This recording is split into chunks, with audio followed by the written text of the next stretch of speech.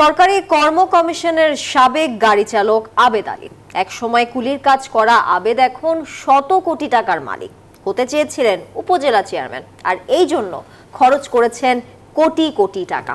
ঢাকায় 3টি ফ্ল্যাট, বিলাসবহুল গাড়ি এবং মাদারীপুরে গড়েছেন 3তলা ডুপ্লেক্স বাড়ি।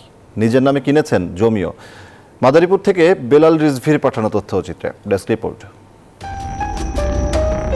সরকারি কর্ম কমিশনের সাবেক গাড়ি চালক আবেদ আলী মাদারীপুরের ডাসার উপজেলার বাসিন্দা। কৃষক বাবার সম্পত্তি ছিল না খুব বেশি, এ কারণে পরিবার নিয়ে ঢাকায় চলে আসেন তিনি। এলাকাবাসী জানায় চাকুরি জীবনের আগে তিনি ঢাকায় কুলির কাজও করেছেন। তবে সরকারি কর্ম কমিশনে গাড়ি চালকের চাকরি পাওয়ার পরেই যেন তার কপাল খুলে যায়। অভিযোগ রয়েছে কমপক্ষে সরকারি গুরুত্বপূর্ণ চাকুরির 30টি পদের প্রশ্ন ফাঁসের সাথে জড়িত ছিলেন তিনি। নতুন এক্সপেল এর নতুন ফর্মুলা আরপিএম এর ডুয়েল অ্যাকশন। ঘরের মশা বাঁচবে না, বাইরের মশা আসবে না।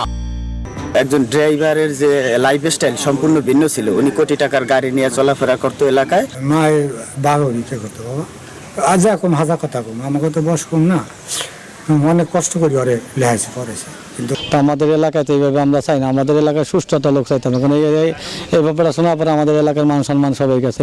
2014 সালে প্রশ্ন ফাঁসের অভিযোগে চাকরি যাওয়ার পরে তিনি এলাকায় নিয়মিত হতে থাকেন। কয়েক বছর ধরে ব্যাপক দান খরাত করেছেন তিনি। বৃত্ত বৈভব ফুলে ফেপে ওঠার পর নামের আগে জুড়ে দিয়েছেন সৈয়দ পদবী। স্বপ্ন দেখেছিলেন উপজেলা চেয়ারম্যান হওয়া। কোনো দলীয় কোনো পদ পজিশন ছিল না, ওনার ছেলেও ছিল না। যা করছে এটা উনি খুব অন্যায় করছে, দলের সাথে আওয়ামী লীগের সাথে খুব অন্যায় করছেন। সম্প্রতি তিনি পিএসসির প্রশ্ন ফাঁস চক্রের সাথে জড়িত হয়ে গ্রেপ্তার হয়েছেন।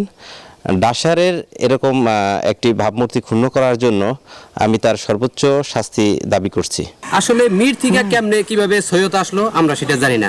সৈয়দ বংশ মূলত আমরা, আর এই সৈয়দ গো সে কলঙ্কিত করছে। ইদানিং সে ব্যাপক প্রচারণা চালাইতেছে আর মানুষকে মিথ্যা আশ্বাস দিতেছে।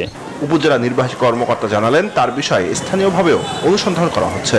ঊর্ধ্বতন কর্তৃপক্ষের নির্দেশিত হয়ে আমরা তার যদি কোনো অবৈধ সম্পদ এই উপজেলায় থাকে আমরা সেই বিষয়ে খোঁজ খবর নিব এবং আমাদের ঊর্ধ্বতন কর্তৃপক্ষকে অবহিত করব। একজন ড্রাইভার সবার নাকের টগায় এভাবে কোটি কোটি টাকার মালিক কিভাবে হলো, সেটি এখন এলাকায় সবচেয়ে বড় আলোচনার বিষয়।